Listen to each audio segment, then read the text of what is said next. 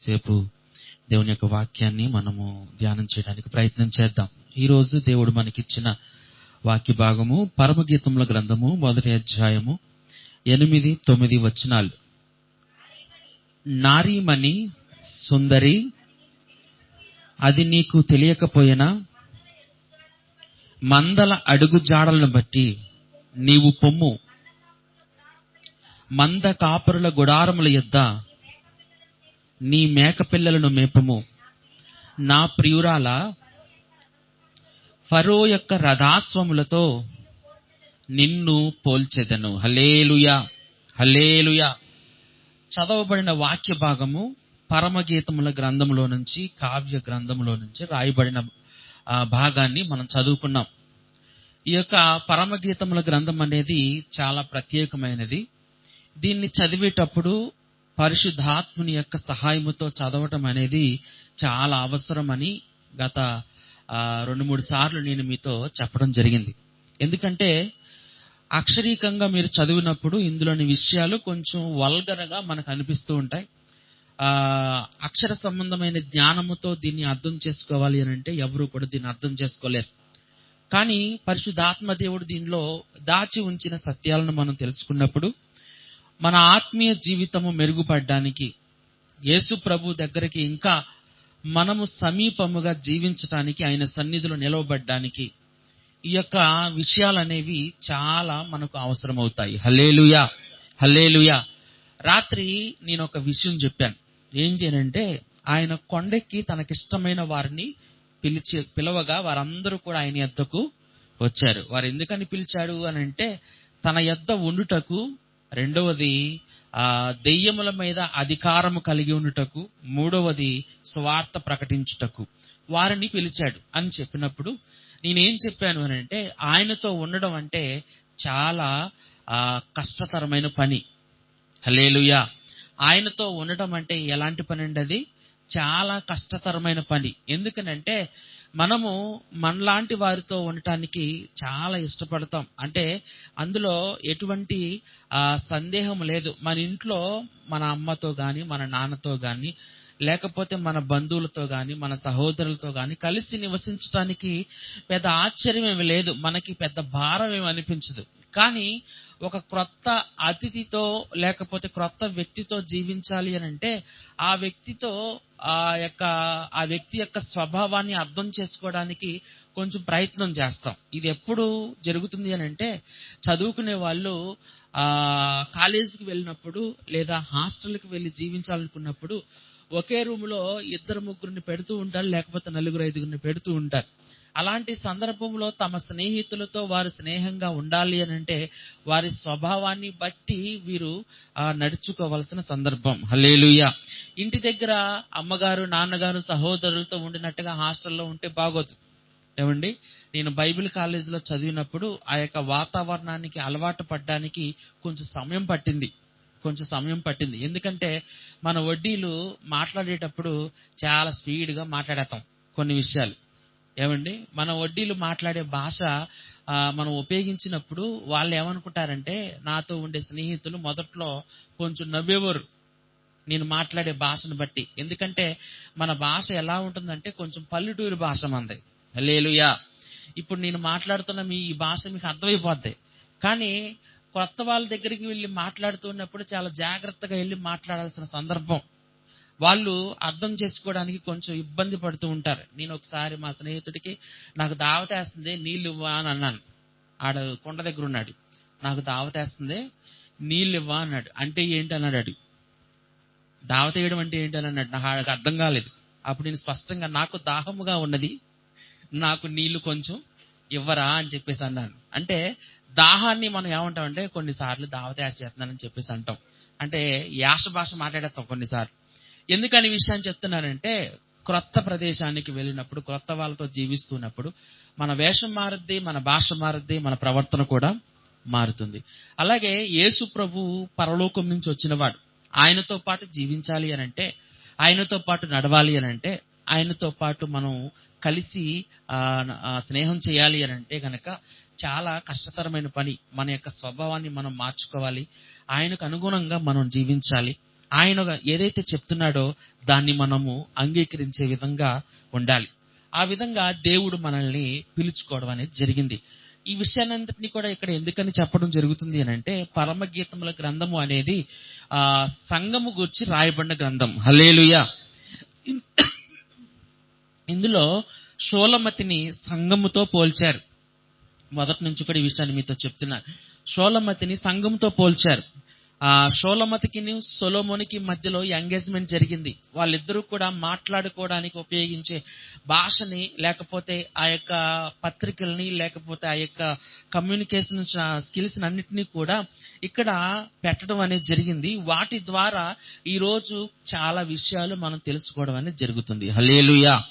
నేను బాగా లోతుగా తీసుకెళ్లాలని నేను అనుకుంటాను, కానీ కొన్ని సందర్భాల్లో లోతుగా వెళ్ళలేను మీ దగ్గర. ఎందుకంటే అంత లోతుగా చెప్పినా కొన్నిసార్లు మీరు అర్థం చేసుకోలేరు. దాన్ని అపార్థం చేసుకునే విషయాలు కూడా చాలా విషయాలు ఉంటాయి.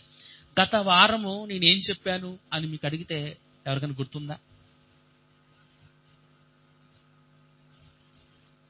ఇదే పరమగీత గ్రంథంలో చెప్పాను. నేను ఏం చెప్పాను గుర్తుందా? మెయిన్ మెసేజ్ ఏం చెప్పాను గుర్తుందా? గుర్తులేదు, ఎందుకంటే మర్చిపోయారు. Praise the Lord. హల్లెలూయా. ఎవరికైనా ఉండే రోగమే అది, మర్చిపోయే రోగం అనేది ఎవరికైనా ఉండేది. నాకున్నంత మతి మరుపు ఎవరికి ఉండదు. లోకంలో బాగా మర్చిపోతూ ఉంటాను చాలా విషయాలు. నిజం.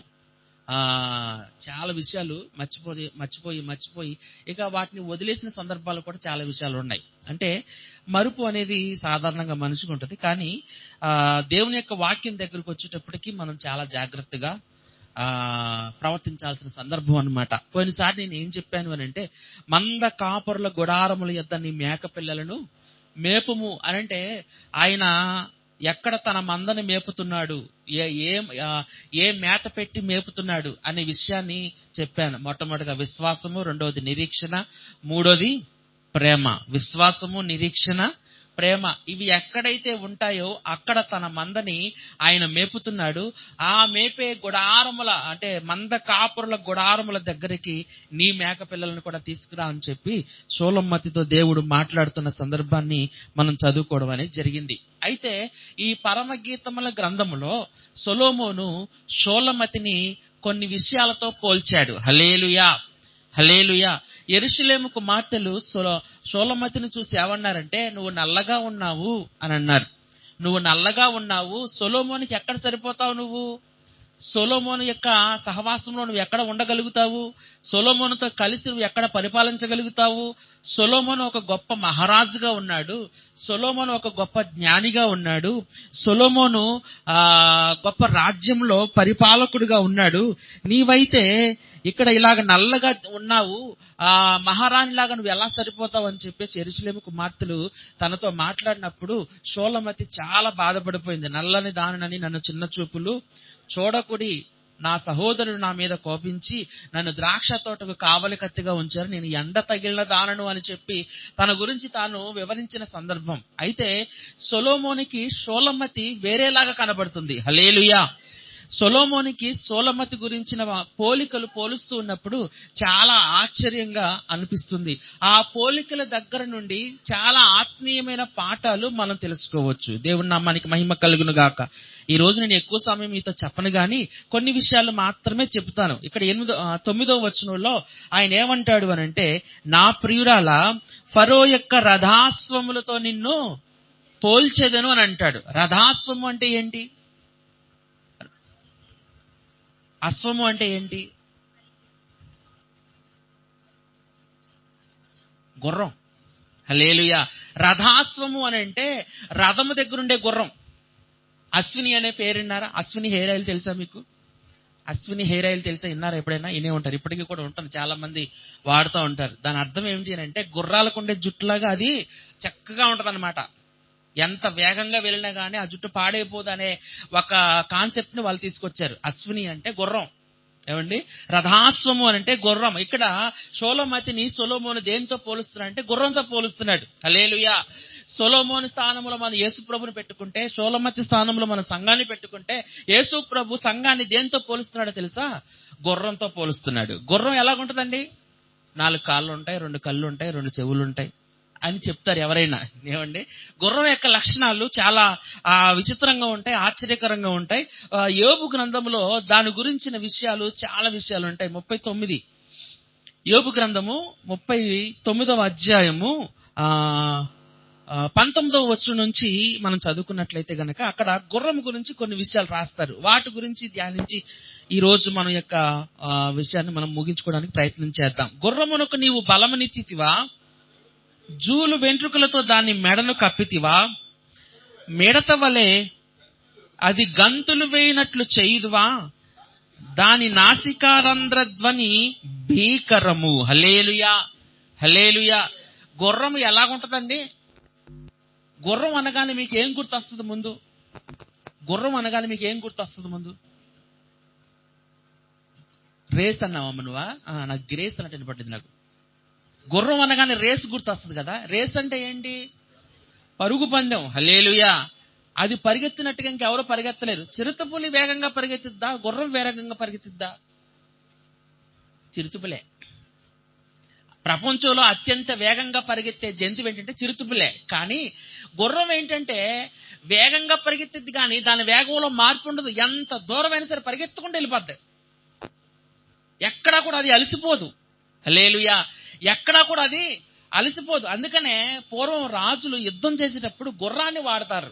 ఎందుకనంటే అది ఎంత దూరం వెళ్ళినా సరే అలసిపోదు. చిరుతపులు అయితే ఎప్పుడు వేగంగా పరిగెడుతుంది అంటే దానికి ఆహారం కావాల్సి వచ్చినప్పుడు, ఏదైనా జింకని వేటాడినప్పుడు, ఏదైనా తనకి ఆహారంగా ఉండే జీవిని వేటాడాల్సి వచ్చినప్పుడు దాన్ని పట్టుకోవడానికి వేగంగా పరిగెడుతుంది. ఆ తర్వాత అది పరిగెత్తదు. కానీ గుర్రం అయితే అది వేగంగా పరిగెడుతూ పరిగెడుతూ పరిగెడుతూ పరిగెడుతూ ఎంత దూరమైనా పరిగెడుతుంది. ఎప్పుడు పరిగెడుతుంది అంటే తన మీద ఎవరైతే స్వారీ చేస్తారో వారు తమ ఇష్ట ప్రకారం ఎంత దూరం తీసుకెళ్ళినా గానీ ఆ గుర్రం పరిగెడుతూనే ఉంటుంది. హల్లెలూయా. అది అసలు అలసిపోదు. అది ఎలాగుంటుంది అని అంటే యోబు గ్రంథంలో దేవుడు మాట్లాడుతూ ఉన్నాడు, అది మిడత వలె గంతులు వేస్తుందంట. దేవుని నామానికి మహిమ కలుగును గాక. ఎలా గంతులు వేస్తుందండి? అది మిడత వలె గంతులు వేస్తుంది. మిడతలు చూసారా మీరు? ఎలా ఉంటాయి మిడతలు? చాలా చిన్నగా ఉంటాయి కదా. అది భూమి మీద ఉంటుందా లేకపోతే గాల్లో ఉంటుందా? అది గాల్లో తిరిగిద్దా, భూమి మీద తిరిగిద్దా? మిడత గాల్లోనే తిరిగిద్ది. కానీ గుర్రం భూమి మీద తిరిగిద్ది. కానీ ఇక్కడ ఎలా పోల్చారు అని అంటే, గాల్లో మిడత ఎలాగైతే గంతులు వేస్తుందో భూమి మీద గుర్రం అలా గంతులు వేస్తుంది. హల్లెలూయా. అంటే దాని వేగాన్ని ఎవరు కూడా మార్చలేరు. దాని వేగాన్ని ఎవరు కూడా అడ్డుగా ఉండలేరు. దాని వేగాన్ని ఎవరు కూడా దాన్ని ఆపలేరు. ఎందుకని విషయాన్ని చెప్తున్నానంటే, సంఘము గురించి పరిశుద్ధాత్మ దేవుడు మనకు తెలియచేసే విషయం ఏంటంటే, సంఘము ఒక గుర్రం లాంటిది. అది వేగంగా పరిగెత్తగలిగిన లాంటిది. అది ఎవరి చేతిలో వేగంగా పరిగెత్తుతో తెలుసా? పరిశుద్ధాత్మ దేవుని చేతిలో ఉన్నంత కాలము కూడా అది వేగంగా పరిగెత్తుతూనే ఉంటుంది. హల్లెలూయా, హల్లెలూయా. అది అలసిపోయే సంఘము కాదు దేవుని సంఘం అంటే. వెనక్కి తిరిగి చూసే సంఘము కాదు దేవుని సంఘం అంటే. మరి కష్టం వచ్చిందని, బాధ వచ్చిందని, నింద వచ్చిందని, అవమానం వచ్చిందని చెప్పేసి దేవుని సన్నిధికి మానేసేది కాదు సంఘం అంటే. సంఘంలో ఉన్న వ్యక్తులంటే ఎలా ఉంటారు అని అంటే, మనకి ఎన్ని కష్టములు వచ్చినా, ఎన్ని బాధలు వచ్చినా, ఎన్ని విధానాలు వచ్చినా, ఎన్ని శ్రమలు వచ్చినా, వాటన్నిటిలో కూడా మనము సంతోషంగా ఉన్నప్పుడు ఏ విధంగా అయితే ఆత్మీయత చూపించామో, మనము దుఃఖంలో ఉన్నప్పుడు కూడా అదే విధమైన ఆత్మీయతను చూపించేదే సంఘం అంటే. హల్లెలూయా, హల్లెలూయా. యేసు ప్రభు సంఘాన్ని చూసి ఏమన్నాడంటే, నువ్వు ఫరో యొక్క రథాసములతో నిన్ను పోలుస్తున్నాను అంటున్నాడు, గుర్రంతో నిన్ను పోలుస్తున్నాను అంటున్నాడు. అంటే గుర్రానికి ఉన్న వేగము సంఘానికి ఉంది. హల్లెలూయా. ఏవండి, పరిశుద్ధాత్మ దేవుడు ఎప్పుడైతే భూమి మీదకి వచ్చాడో, ఎప్పుడైతే సంఘం స్థాపించబడిందో, ఆ యొక్క సంఘం స్థాపించిన దగ్గర నుండి ఇప్పటి వరకు కూడా దాని వేగాన్ని ఎవరు ఆపలేకపోయారు. హల్లెలూయా. ఎప్పటి వరకు కూడా ఆ వేగాన్ని ఎవరు కూడా ఆపలేకపోయారు. ఎందుకని విషయం చెప్తున్నానంటే, ఆ సంఘాన్ని నాశనం చేయాలి అని, ఆ సంఘాన్ని ఆపివేయాలి అని, ఆ సంఘంలో ఉన్న వారందరినీ కూడా ఆ నామరూపాలు లేకుండా చేయాలి అని చెప్పేసి ఎంతో మంది ఎన్నో రకాలుగా ప్రయత్నం చేశారు, కానీ సంఘాన్ని మాత్రం నాశనం చేయలేకపోయారు. హల్లెలూయా. సంఘము స్థాపించిన వారు చనిపోయారు, సంఘంలో ఉన్నవారు చనిపోయారు, సువార్థికులు చనిపోయారు, ప్రసంగికులు చనిపోయారు, పాస్టర్లు చనిపోయారు, ఇదిగో విశ్వాసులు చనిపోయారు, కానీ సంఘం మాత్రం ఇప్పటి వరకు చనిపోలేదు. హల్లెలూయా. చూడండి, సంఘంలో పాతవారు ఉంటారు, కొత్త వారు ఉంటారు. పాతవారు వెళ్ళేటప్పటికి కొత్త వారిని దేవుడు తీసుకొచ్చేస్తూ ఉంటాడు. హల్లెలూయా. కొత్త వారిని మారు మనసులోనికి కొత్త వారిని దేవుడు నడిపించేస్తూ ఉంటాడు. ఎందుకని విషయం చెప్తున్నానంటే, సంఘము నడిపించబడేది ఎవరి ద్వారా అంటే పరిశుద్ధాత్మ దేవుని ద్వారా. మనిషి ద్వారా నడిపిస్తే గనక ఆ సంఘము ఉండదు. ఆ సంఘము ఎప్పుడు వేగంగా ఉంటుంది అని అంటే పరిశుద్ధాత్మ దేవుడు నడిపించినప్పుడు. దేవుడి నామానికి మహిమ కలుగును గాక. ఏమంటే ఏదైనా దూర ప్రాంతంలో ప్రార్థన, ఇప్పుడు తోకలపల్లిలో ప్రార్థన పెట్టారు, మనకు చెప్పారు, ఎలా ఉంటుంది మనకి ముందు వచ్చే ఆలోచన ఏంటంటే, బాబు అంత దూరమా, ఎంత దూరం, అంత దూరమా. ఒకవేళ మైపాలో పెట్టారండి, మైపా ఎక్కడుందో తెలుసండి మీకు? మైపా ఎక్కడుందో తెలుసా? మైపా ఒడ్డు కూడా తెలుసా అండి మీకు? తెలీదా? ఎండగండి తెలుసా అండి? విన్నారు ఎప్పుడైనా? ఎండగండి దగ్గరలో మైపా ఇంచుమించు 75-80 కిలోమీటర్ల ఇక్కడి నుంచి. తోకలపల్లి కంటే కూడా అది దూరం చాలా. ఒకవేళ అక్కడ ప్రార్థన పెట్టారనుకోండి, మనం అందరం వెళ్ళాలనుకుంటే, బాబా అంత దూరమా అని మీకు అనిపిస్తుందా? యేసు ప్రభు చేత నడిపించబడే వారికి అది ఎంత దూరమో అనవసరం. హల్లెలూయా. అది ఎక్కడుందో అనవసరం. దేవుడు వెళ్ళమంటే ఖచ్చితంగా వెళ్ళవలసిందే. హల్లెలూయా. అది దూరము కాదు, భారము కాదు, ఏది కాదు. ఏదైనా సరే వాళ్ళు ఎలాగుంటారు అని అంటే గుర్రంలా పరిగెత్తుతారు అంతే. హల్లెలూయా. దేవుడు తన సంఘాన్ని చూసి దేంతో పోలుస్తున్నాడంటే గుర్రంతో పోలుస్తున్నాడు. ఎందుకంటే గుర్రానికి ఉన్న వేగము సంఘానికి ఉంటుంది అనే విషయాన్ని తెలియజేస్తున్నాడు. చూడండి, ఇంకొక విషయాన్ని ఇక్కడ మనం చదువుకుందాం. 21వ వచనం, 39-21. మైదానములో అది కాలు దువ్వి తన బలమును బట్టి సంతోషించును, అది ఆయుధదారులను ఎదుర్కొనబోవును. హల్లెలూయా. హల్లెలూయా. గుర్రాన్ని సాధారణంగా ఎక్కడ వాడతారు అని అంటే యుద్ధంలోనే వాడతారు. గుర్రం అనగానే మనకు గుర్తొచ్చేది ఏంటంటే యుద్ధం. రాజులు గుర్రాలను వాడేవారు దేనికోసం అని అంటే యుద్ధం కోసం, యుద్ధం చేయడం కోసం గుర్రాలని వాడటం అనేది జరిగింది. మీరు గమనించాలి, గుర్రం చేతిలో ఆయుధం ఉంటుందా? గుర్రం చేతిలో ఆయుధం ఉంటుందా? గుర్రానికి ఏమన్నా యుద్ధం చేయడం వచ్చా? గుర్రానికి ఏమైనా అవతలి వ్యక్తిని చంపడం వచ్చా? రాదు. కానీ అది ఎవరిని ఎదుర్కొంటదంటే ఆయుధదారులను ఎదుర్కొంటదంట. హల్లెలూయా. దీని చేతిలో ఆయుధం లేదు, గుర్రం చేతిలో ఆయుధం లేదు, గుర్రం చేతిలో బలమైన విధానం లేదు, బలమైన వస్తువు లేదు, లేకపోతే తనకి జ్ఞానం లేదు, లేకపోతే తనకి యుద్ధం చేసే నైపుణ్యత కూడా తనకి లేదు. కానీ అది ఎవరిని ఎదుర్కొంటుందంటే ఆయుధదారులను ఎదుర్కొంటుందంట. దేవుని నామానికి మహిమ కలుగును గాక. ఎందుకని విషయాన్ని చెప్తున్నానంటే, మనం గుర్రంలాగా పనిచేసినప్పుడు మనకి శత్రువులుగా ఎవరుంటారంటే గొప్ప గొప్ప వాళ్ళే ఉంటారు. చిన్న చిటిక వారిని దేవుడు శత్రువులుగా పెట్టడెప్పుడు. హల్లెలూయా. ఏమండి, మీరు క్రికెట్ చూస్తారు కదండి. క్రికెట్లో ఒకప్పుడు ఆస్ట్రేలియా బాగా ఆడేది. ఇప్పుడు ఎలా ఆడుతుందో నాకు తెలియదు, మర్చిపోయాను, దాన్ని చూడటం కూడా నాకు తెలియదు. అప్పట్లో ఏమనుకునేవారంటే ఆస్ట్రేలియాను కొట్టే జట్టు అసలు లేనే లేదు అని చెప్పేసి వరుసగా 3 సార్లు అది వరల్డ్ కప్ కొట్టిందని. అప్పుడే చాలా గొప్పదిగా అది ఎదగటం అనేది జరిగింది. అది ఒకవేళ పోటీ పెడితే దానికి సమవుజ్జి కోసం అది వెతుకుతూ ఉంటుంది. హల్లెలూయా. ఎందుకని విషయాన్ని చెప్తున్నానంటే, మనము ఏదైనా పోటీ పెట్టినప్పుడు సమవుజ్జితో పోటీ పడాలనుకుంటారు. ఏమండి, నేను నా చిన్నప్పుడు వాలీబాల్ ఎక్కువ చూసేవాడిని. అప్పట్లో వాలీబాల్ ఏ ఊరోళ్ళు బాగా వాడేవారు తెలుసా? మన శాఖరోళ్ళు ఊరు, గొమ్మలపాడు. వాళ్ళ నాన్నగారు ఆడేవారంట, చెప్పేవారు. అంటే ఇక్కడికి వచ్చిన తర్వాత తెలిసిందిలేండి. అప్పుడున్నప్పుడైతే గొమ్మలపాడుని కొట్టే జట్టు అసలు ఉండేది కాదండి. వాళ్ళు వచ్చాక అందులో ఒకడు ఉండేవాడు, అంటే హైట్ గా ఉండేవాడు, రమేష్ అనేవాడు, పురచెత్త కొట్టేవాడు. బాల్ అలా దిగిపోయేది అంతే. ఎప్పుడైనా చూసారా రమేష్ని? Praise the Lord. Hallelujah. Volleyball నేను చూసేవాడిని కానీ మీరు కాదు కదా. ఇప్పుడు ఫారెస్ట్ ఆఫీసర్ అనమాట. ఇప్పుడు మీ పెన్షన్ మూరి అటు దాటితే గనక ఆ చివరన మూల తిరిగి కాడ ఫారెస్ట్ డిపార్ట్మెంట్ ఉంటుంది, అక్కడ కనబడేవాడు అప్పుడప్పుడు. ఆడు ఎంత హైట్ ఉంటాడు, చాలా హైట్ ఉంటాడు. ఆడు ఎగిరాడంటే ఆడు భుజం, ఆడు పొట్టే నట్ట దగ్గరకు వచ్చింది పొట్ట. ఇలా కొడితే ఆ బాల్ అలా దిగిపోయేది అనమాట. ఆడిని చూసే భయం వేసేది సగం. అలా కొట్టేవాడు. వేణు అని ఒక ఆయన ఉండేవాడు. ఆడు నట్ట కడితే యువతల నుంచి అవతలకు దూకేసేవాడు. అంత హైట్ ఇది ఎగిరేవాడు. అంటే అంత ఆడు బాగా హైట్ కాదు కానీ అంత హైట్ ఎగిరేవాడు. అలాగ గుమ్మలపాడు జట్టు అనేది గొప్ప జట్టు. కానీ ఒకసారి గుమ్మలపాడికి తోకలపల్లికి జరిగిందండి మా ఊరిలో. హోరాహోరీగా జరిగింది. రెండు కూడా బాగా ఇరు జట్లు బెస్ట్ ఆఫ్ 3. ఒక జట్టు ఒక గేమ్ వీళ్ళకి గెలిచేసారు, ఒక గేమ్ వీళ్ళకి గెలిచేసారు. మూడో గేమ్ 13-14 దగ్గర బాగా బాగా బాగా ఏంటి టెన్షన్ గా జరిగితే చివరికి తోకలపల్లి గెలిచేసింది. అందరూ ఆశ్చర్యపోయారు. గుమ్మలపాడిని గెలిచింది తోకలపల్లి అన్నారు అప్పుడు. హల్లెలూయా, హల్లెలూయా, దేవుని నామానికి మహిమ కలుగును గాక. ఎందుకని విషయం చెప్తున్నానంటే ఒక ఆట ఆడుతూ ఉన్నప్పుడు సమఉజ్జీ కోసం మనము ఎప్పుడూ కూడా చూస్తూ ఉంటాం. ఎందుకని విషయం చెప్తున్నానంటే మనము ఆ దేవుని సన్నిధిలో ఉంటున్నప్పుడు, దేవుని యొక్క వాక్యానుసారంగా జీవిస్తున్నప్పుడు, దేవుడు మనల్ని గుర్రంలాగా వాడుకుంటూ ఉన్నప్పుడు ఒక సమఉజ్జీనే మనకు శత్రువులుగా పెడతాడు తప్ప చిన్న చితక వారిని శత్రువులుగా పెట్టడు ఆయన. హల్లెలూయా. మన మీదకి వచ్చే ప్రతి విధమైన కష్టము, ప్రతి విధమైన అవమానము ఎవరి ద్వారా అయితే వస్తుందో వారి ద్వారా ఎందుకని వస్తుంది అని అంటే వారు మన శత్రువులుగా దేవుడు చేయడానికి కాదు, వారి మీద పని చేస్తున్న ఆ దెయ్యాన్ని యుద్ధంలో మనం గెలవడానికే దేవుడు ఆ యొక్క శ్రమను మనకి ఇచ్చాడు. హల్లెలూయా, హల్లెలూయా. కాబట్టి మనం ఎదుర్కొనేది ఎవరిని అని అంటే ఆయుధదారులు. వారు చాలా ఎక్కువ బలము కలిగిన వారు.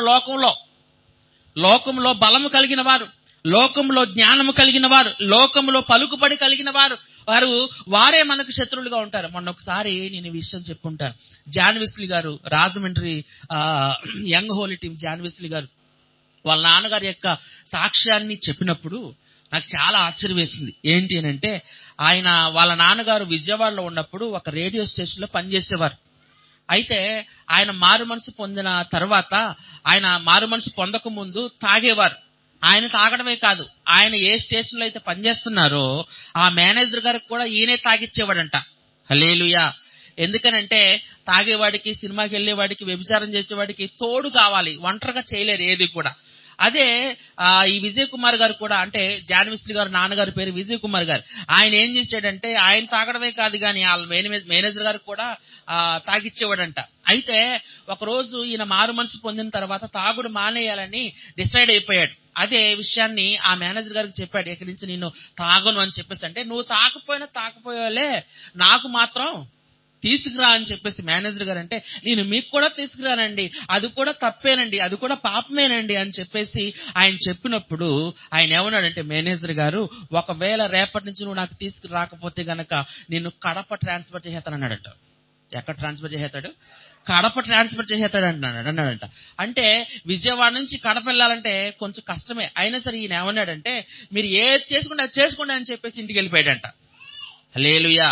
కానీ అలా అన్నాడు కానీ ఈయనకి భయం వేసింది. 3 రోజులు ఉపవాసం ఉన్నాడు. 3 రోజులు ఉపవాసం ఉండి ప్రార్థన చేసుకుని, 3 రోజులు సెలవు పెట్టేసి ఉపవాసం ఉండి ప్రార్థన చేసుకుని 4వ రోజున వెళ్ళాడు. వెళ్ళేటప్పటికి అక్కడ మేనేజర్ గారు కనిపించకపోతే మేనేజర్ గారు ఏమయ్యాడంటే ఆయన ట్రాన్స్ఫర్ అయిపోయి వెళ్ళిపోయాడండి అని అన్నారు. హల్లెలూయా. మనోడు బాగా స్తుతించిన తర్వాత ఎక్కడికి ట్రాన్స్ఫర్ అయిపోయాడంటే కడప ట్రాన్స్ఫర్ అయిపోయాడంట. హల్లెలూయా. అర్థమవుతుందా? ఎక్కడ ట్రాన్స్ఫర్ అయిపోయాడంట? కడప ట్రాన్స్ఫర్ అయిపోయాడంట. అంటే మీరు గమనించాలి, వాడు ఏదైతే అన్నాడో అదే వాడి మీదకి రప్పించేలాగా దేవుడు చేశాడు. ఎందుకని విషయం చెప్తున్నానంటే, విశ్వాసం మీలో ఉంటే, మీరు యేసయ్యను నమ్ముకుంటే, యేసయ్యను సంపూర్ణంగా మీరు నమ్ముకుంటే, ఎవరైతే మీకు శత్రువులుగా ఉంటున్నారో వారు ఏదైతే కీడు చేయాలనుకుంటున్నారో అది వారి మీదకే రప్పించగలిగిన దేవుడు మన దేవుడు. హల్లెలూయా, హల్లెలూయా. ఏమంటే ఎస్తేరు గ్రంథములో మొర్దెకై అనే ఒక వ్యక్తి ఉన్నాడండి. ఆయన షూషాను కోటలో ఉన్నప్పుడు హామాను అనే ప్రధానమంత్రి ఒకడు ఉంటే వాడు వచ్చినప్పుడు వీడు నమస్కారం పెట్టలా, మొర్దెకై నమస్కారం పెట్టలా. ఎందుకని పెట్టలేదు అని అంటే, యూదులు దేవునికి మాత్రమే నమస్కారం పెడతారు, ఇంకా ఎవరికి కూడా నమస్కారం పెట్టరు. అది వాళ్ళ యొక్క సిద్ధాంతం. హామాన్ ఏమనుకున్నాడంటే, వీడు నాకు నమస్కారం పెడతలేదు కాబట్టి వీళ్ళ జాతి వాళ్ళందరినీ కూడా చంపేయాలని ఒక శాసనాన్ని పుట్టించాడు. హల్లెలూయా. ఒక శాస్త్రాన్ని పుట్టించాడు హామాను. ఎవరిని చంపేయాలని? మొర్దెకైకి సంబంధించిన యోధా జాతి వారిని అందరినీ కూడా చంపేయాలని ఒక శాస్త్రాన్ని పుట్టించిన తర్వాత ఏమనుకున్నాడంటే, మొర్దెకైని మాత్రము ఉరికంబం ఎక్కించి ఉరి తీసేస్తానని చెప్పేసి ఒక 70 అడుగుల ఉరికంబాన్ని తయారు చేశాడంట. ఉరి తీయడానికి ఒక స్తంభాన్ని తయారు చేశాడంట. తయారు చేస్తే అది ఏమైంది అంటే, చివరికి ఆ పుస్తకాన్ని చదివితే మీకు అర్థమవుతుంది, ఏ యొక్క ఉరికంబం అయితే తయారు చేసాడో హామాను మొర్దెకై కోసం, అదే ఉరికంబం మీద హామాను ఉరి తీయబడ్డాడు. హల్లెలూయా. హామానేం చచ్చిపోయాడు, ఆ ఉరికంబం ఎక్కి మొర్దెకై దాన్ని ఆ ఉరికంబం ఎక్కడానికి దేవుడు అనుమతించలేదు. హల్లెలూయా. ఎందుకని విషయాన్ని చెప్తున్నానంటే, మనము దేవుని నమ్ముకుంటే, దేవుని నమ్ముకుని మనం నడిపించబడినట్లయితే, దేవుని నమ్ముకుని మనం ఆ యొక్క వాక్యానుసారంగా జీవించడానికి మనల్ని మనం సిద్ధపరచుకున్నట్లయితే గనక మన పక్షాన ఉండేది ఎవరు అని అంటే దేవుడే. యుద్ధము యెహోవాదే. యుద్ధంలో నిలబడాలంటే మనం అంతే, యుద్ధం చేయాల్సిన అవసరం మనకి లేనే లేదు. చాలా సార్లు మీతో ఈ విషయం చెప్పాను. యెహోషాపాతు జీవితంలో ముగ్గురు 3 రాజ్యాల వారు ఆయన దండెత్తి వచ్చినప్పుడు, 3 రాజ్యాల వారు ఆయన నాశనం చేయాలని అనుకుంటున్నప్పుడు, చిన్న రాజ్యమైన ఈ యొక్క ఇశ్రాయేలు రాజ్యం లేకపోతే యోధా రాజ్యము భయపడిపోయి దేవుని సన్నిధిలో వాళ్ళు గోనె పట్టా కట్టుకుని ప్రార్థన చేసినప్పుడు ఏమన్నాడంటే, ఈ యుద్ధము నీది కాదు నాదే అన్నాడు. దేవుడు అన్నాడు, ఈ యుద్ధము నీది కాదు నాదే అన్నాడు. ఏమన్నాడు? మీరు వెళ్ళండి, మీరు వెళ్ళేటప్పుడు ఎలా వెళ్ళాలి అంటే స్తుతించుకుంటా వెళ్ళిపోండి అని చెప్పేసి అన్నాడు. హల్లెలూయా. ఆయన స్తుతించుకుంటా వెళ్ళిపోయాడు. ముందు ఎవరైనా సరే యుద్ధం జరిగినప్పుడు సైన్యాన్ని పెడతారు, రథాల్ని పెడతారు, గుర్రాల్ని పెడతారు, ఏనుగుల్ని పెడతారు, వారికి కావలసిన యుద్ధ సామాగ్రిని పెడతారు. కానీ యెహోషాపాతు ఏం చేశాడంటే ముందు స్తుతించే వారిని పెట్టాడు. హల్లెలూయా. యుద్ధానికి ఎవరు కూడా స్తుతించే వారిని తీసుకెళ్లరు, కానీ ఈయన స్తుతించే వారిని ముందు పెట్టాడు. వాళ్ళు స్తుతిస్తూ వాయిద్యాలు వాయిస్తూ దేవుని ఆరాధన చేస్తూ యుద్ధానికి వెళితే వీళ్ళు వెళ్ళేటప్పటికే వాళ్ళు అక్కడ చచ్చిపోయి ఉన్నారు. వీళ్ళు వెళ్ళేటప్పటికే ఆ 3 రాజ్యాల వారు ఒకరికి తెలియకుండా వాళ్ళే ఆ శత్రువులు అయిపోయి ఏమైపోయారంటే వాళ్ళ సైన్యాన్ని వాళ్ళే నాశనం చేసుకున్నారు. వీళ్ళు వెళ్ళి ఏం చేశారంటే వాళ్ళ యొక్క గుర్రాలకు ఉన్న బంగారాన్ని, రథాలకు బంగారాన్ని, వాళ్ళ గుడారాల్లో ఉన్న ఆస్తులను, వాళ్ళ గుడారాల్లో ఉన్న వెండిని, ప్రశస్తమైన వస్త్రములన్నింటినీ కూడా వీళ్ళు ఏం చేశారంటే దాన్ని దోపుడు సొమ్ముగా తీసుకుని వచ్చేసారు. హల్లెలూయా. నేను ఎందుకని విషయాన్ని చెప్తున్నానంటే, మనము దేవుని సన్నిధిలో ఉన్నప్పుడు, మనము దేవుని సన్నిధిలో మనం నడుస్తూ ఉన్నప్పుడు మనకు శత్రువులు ఎవరైనా సరే మనం లెక్క చేయాల్సిన అవసరం లేదు. ఎందుకనేనంటే మన పక్షాన ఉన్న దేవుడు గొప్పవాడు. మనకు ఎదురయ్యింది ఎర్ర సముద్రం అయినా సరే, వెనకాలన్నది ఫరో సైన్యమైనా సరే మనం భయపడాల్సిన అవసరం లేదు. ఎందుకనంటే ఎర్ర సముద్రాన్ని చీల్చగలడు, ఫరో సైన్యాన్ని కూడా అందులో ముంచగలడు మన దేవుడు. కాబట్టి దేనికి భయపడాల్సిన అవసరం లేదు. మన చేతిలో ఆయుధము లేదు, ఉండవలసిన అవసరం లేదు. మనం ఆయుధం వాడాల్సిన అవసరం లేదు. మన యుద్ధం చేయాల్సిన అవసరం కూడా లేదు. గుర్రము ఎవరిని ఎదుర్కొంటుందంటే ఆయుధధారులను ఎదుర్కొంటుంది, లోకంలో బలవంతులను ఎదుర్కొంటుంది, లోకంలో నైపుణ్యం గల వారిని ఎదుర్కొంటుంది. కానీ విజయం ఎవరిది అంటే ఆ గుర్రానిదే. ఎందుకంటే ఆ గుర్రాన్ని నడిపించేది ఎవరంటే దేవుడే. ఆ గుర్రాన్ని నడిపించేది ఎవరండి? దేవుడే. ఇంకొక విషయాన్ని చెప్పి నా మాటలు నేను ముగిస్తాను. 22వ వచనం.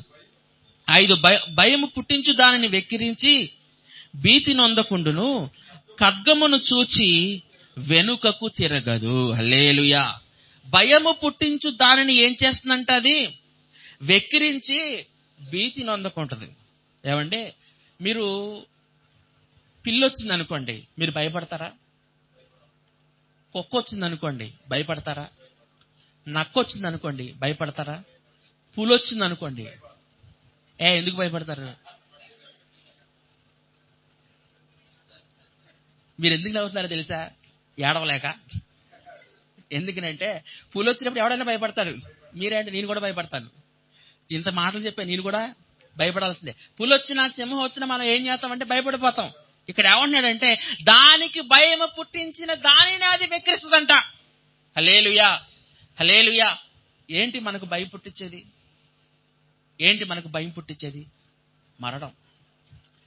మరణ దోత మనకి భయం పుట్టిస్తుంది. మరణం అనేది మనకు భయం పుట్టిస్తుంది. ఏమండి, ప్రపంచంలో ఎంతో గొప్ప వాళ్ళు ఉన్నారు. వాళ్ళు ఎన్నో సాధించారు, వాళ్ళ జీవితంలో ఎన్నో విషయాలను కనుక్కున్నారు. కానీ మరణాన్ని ఎవరు జయించలేకపోయారు. అలెగ్జాండర్ గురించి ఎప్పుడు చెప్తూ ఉంటాను. ఏంటి అనంటే ఆయన తన జీవితంలో ఎన్ని విజయాలు సాధించాడు అనంటే సముద్రాన్ని చూసి నువ్వు కూడా ఒక దేశమైతే నిన్ను కూడా గెలిచేవాడినే అని అన్నాడు. అంతగా 33 సంవత్సరాల వయసులోనే ప్రపంచాన్ని జయించిన గొప్ప విజేత ఎవరు అనంటే అలెగ్జాండర్. ఆయన ఒక మలేరియా దోమ కుట్టి చచ్చిపోయాడు. చచ్చిపోయే ముందు ఆయన ఏమన్నాడంటే 3 కోరికలు కోరాడు. నా సమాధి పెట్టెలో నుంచి నా చేతులు బయటికి పెట్టండి. ఎందుకు? నేను ఖాళీగా వచ్చాను, ఖాళీగానే వెళ్ళిపోతున్నాను. ఎన్నో సంపాదించాను, ఎన్నో రాజ్యాలను నేను సంపాదించాను, కానీ ఒక్క రాజ్యాన్ని కూడా నేను పట్టుకెళ్ళలేకపోతున్నాను. నా వెంట ఏది కూడా రావట్లేదు. రెండో కోరిక ఏంటంటే, నా సమాధి పెట్టిన వైద్యులే మోయాలి. ఎవరైతే తనకు వైద్యం చేశారో, ఎవరైతే తనకి ఆరోగ్యం కాపాడడానికి ఎవరైతే వైద్యులుగా పెట్టుకున్నారో, ఆ వైద్యులే సమాధి పెట్టిన మోయాలి. కారణం ఏంటంటే, వైద్యులు కూడా మరణాన్ని ఆపలేరు. హల్లెలూయా. వైద్యులు కూడా ఏమవుతారండి? మరణాన్ని ఆపలేరు అనే విషయాన్ని అక్కడ ఆయన చెప్తున్నాడు. మూడో విషయం ఏంటంటే, నా ఆస్తిని అంతటిని కూడా నాణేలుగా మార్చి నా శవం మీద చల్లేయండి. ఎందుకంటే ఈ డబ్బు కూడా నన్ను రక్షించలేకపోయింది, మరణం నుండి నన్ను బయటకు తీయలేకపోయింది. నేను దేనికోసమైతే సమయాన్ని వెచ్చించానో, నేను దేనికోసమైతే నా జీవితాంతం పరిగెత్తానో, నేను దేనికోసమైతే నేను ఇష్టపడ్డానో నా హృదయపూర్వకముగా, అదేది కూడా నా మరణాన్ని ఆపలేకపోయింది. ప్రపంచాన్ని జయించిన అలెగ్జాండర్ మరణం చేతిలో ఓడిపోయాడు. మరణం చూసి భయపడ్డాడు. మీకు యాపిల్ ఫోన్ తెలుసు కదండి. యాపిల్ ఫోన్ దాన్ని ఐఫోన్ అంటారండి. ఐఫోన్ దాన్ని తయారు చేసింది స్టీవ్ జాబ్స్ అని ఒక ఆయన ఉన్నాడు. ఆయనేనా? స్టీవ్ జాబ్సేనా? ఆయనే అనుకుంటున్నాను. స్టీవ్ జాబ్స్ అని ఒక ఆయన ఉన్నాడు. ఆయన ఈ యాపిల్ ఐఫోన్ ని ఆయన కనుక్కున్నాడు. ఆయన కనుక్కున్న తర్వాత అది ఒక ఫోన్ కొనాలంటేనే ₹1,00,000 దాటి ఉంటాయి ఆ ఫోన్లు. అవి చాలా అడ్వాన్స్డ్ టెక్నాలజీతో ఉంటాయి. ప్రతి సంవత్సరం కూడా కొత్తది వస్తూ ఉంటుంది. గొప్ప ధనాన్ని సంపాదించాడు. ప్రపంచంలోనే 10 మంది ధనవంతుల్లో ఆయన కూడా ఒకడు, స్టీవ్ జాబ్స్. ఆయన 2-3 సంవత్సరాల క్రితం చచ్చిపోయాడు. చచ్చిపోయినప్పుడు ఆయన ఏమన్నాడంటే, నాకు చచ్చిపోవాలని లేదు, ఎవరైనా నన్ను కాపాడండి అని అన్నాడు. ఎవరు కాపాడలేకపోయారు. అందరూ కూడా మరణానికి తలొగ్గాల్సిందే. మనిషి దేనికి భయపడతాడు అని అంటే, మరణానికే భయపడతాడు. నీలో ఎంత ధైర్యం ఉన్నా గానీ, నువ్వు ఎంత సంపాదించినా గానీ, నువ్వు ఎంత పలుకుబడి కలిగినా గానీ, చివరికి నువ్వు మరణానికి తల వంచవలసిందే. మరణం చేతిలో మనం అందరం కూడా ఒక కీలు బొమ్మలాగానే ఉంటాం. అందుకనే రవీంద్రనాథ్ ఠాగూర్ అని తెలుసా అండి? రవీంద్రనాథ్ ఠాగూర్ ఆయన మన జాతీయ గీతాన్ని రాశాడు. మన జాతీయ గీతం ఏంటండి? జనగణమన అధినాయక జయ హే. తెలుసా అండి? జాతీయ గీతం అంటారు దీన్ని. ఈ గీతాన్ని రాసింది ఎవరంటే రవీంద్రనాథ్ ఠాగూర్. ఆయన విశ్వకవి అని అంటారు. ఆయన గీతాంజలి అనే పుస్తకం రాశాడు. ఆ పుస్తకంలో ఏమంటాడంటే, wear the mind is without fear అని అంటాడు. ఎక్కడైతే నా మనసు భయం లేకుండా ఉంటుందో, ఆ దేశంలోనికి నన్ను నా ప్రజల్ని తీసుకెళ్ళు అని అంటాడు. అని భగవంతునికి ప్రార్థన చేస్తాడు ఆయన. అంటే దాని అర్థం ఏంటంటే, నేను ప్రతి దాంతో ఏదో ఒక దానికి నేను భయపడుతూనే ఉన్నాను. చివరికి ఏ భయం లేదు అనుకుంటే మరణ భయం నన్ను ముంచెత్తుతుంది. ఏదో ఒక భయంతో, ఈ భయం ఏది లేని ఒక దేశంలోనికి దేవుడా నన్ను నా ప్రజలను తీసుకెళ్ళు అని చెప్పేసి ఆయన ప్రార్థన చేశాడు. హల్లెలూయా. ఎందుకంటే ఈ రోజున మనిషిని భయపెట్టేది మరణమే. ఒక కథ చెప్తాను మీకు. ఇన్ని చెప్పారు, మీకు అర్థం కాదు, కానీ కథలు చెప్తే బాగా అర్థమైంది కదండి. ఎందుకంటే మనది కథల మైండ్, కథలు బాగా వింటూ ఉంటాం. ఒకసారి ఒక పోటీ పెట్టారు. ఒక కాలువ ఈదుకుంటా వెళ్ళిపోయిన వాళ్ళకి, కాలువ కాదు, ఒక చిన్న చెరువు ఈదుకుంటా వెళ్ళిపోయిన వాళ్ళకి 10 కోట్లు ప్రైజ్ మనీ ప్రకటించారు. 10 కోట్లు అంటే ఎన్ని సున్నాలు ఉంటాయండి అందులో?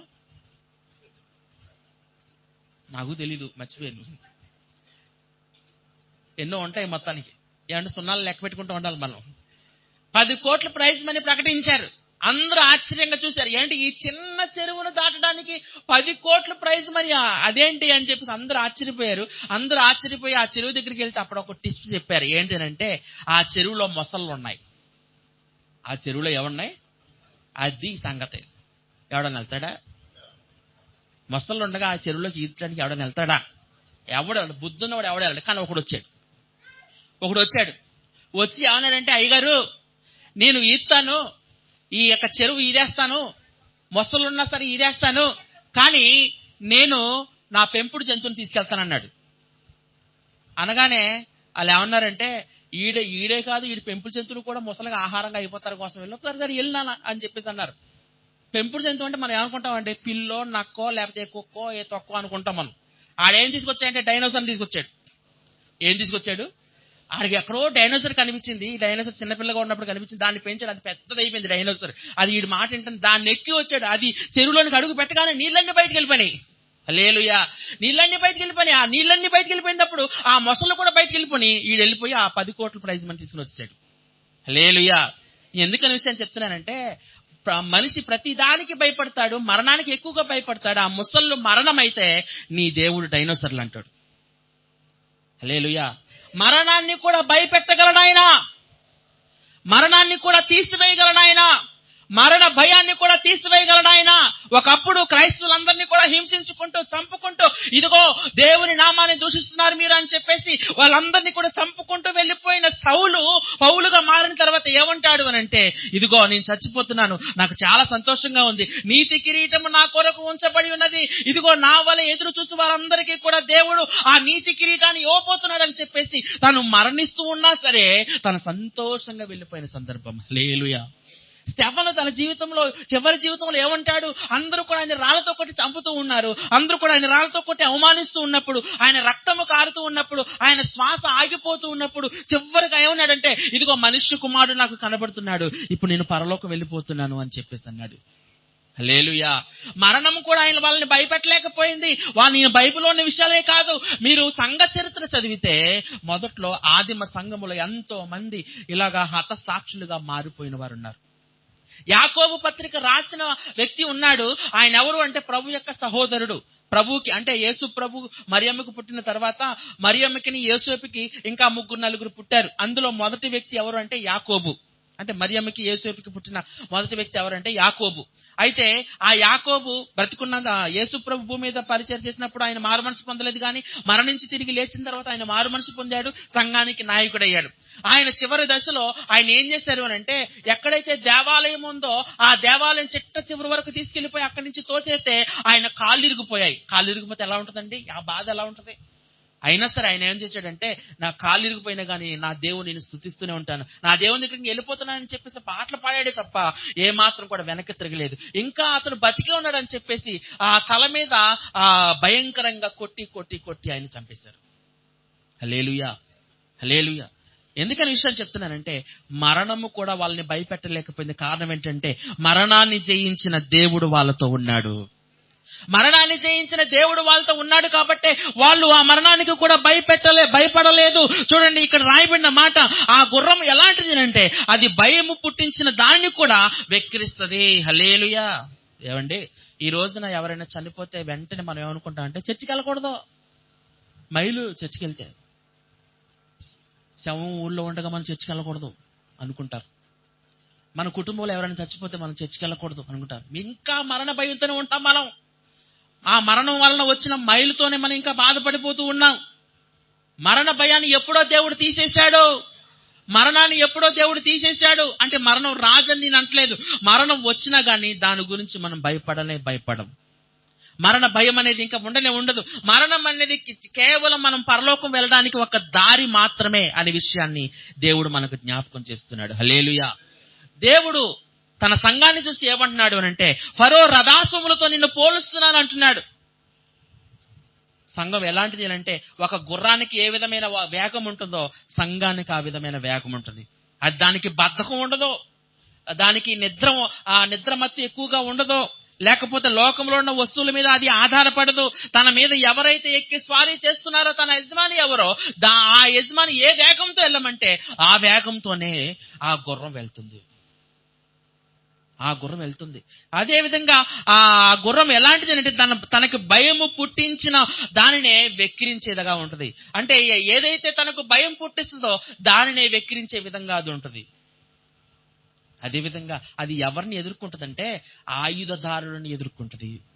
అంటే లోకంలో బలవంతులు, ఆయుధములు కలిగిన వారు, పలుకుబడి కలిగిన వారు, ధనం కలిగిన వారు, ఆస్తులు కలిగిన వారు ఎంతో మంది ఉంటారు. వారిని చూసి భయపడిపోతే ఎప్పుడూ కూడా సంఘంలో ఉన్నవారు, నువ్వు దేవుని ఆశ్రయించినట్లయితే, దేవుని ద్వారా నడిపించబడినట్లయితే మనం కూడా అట్టి లక్షణాలు కలిగి ఉంటాం.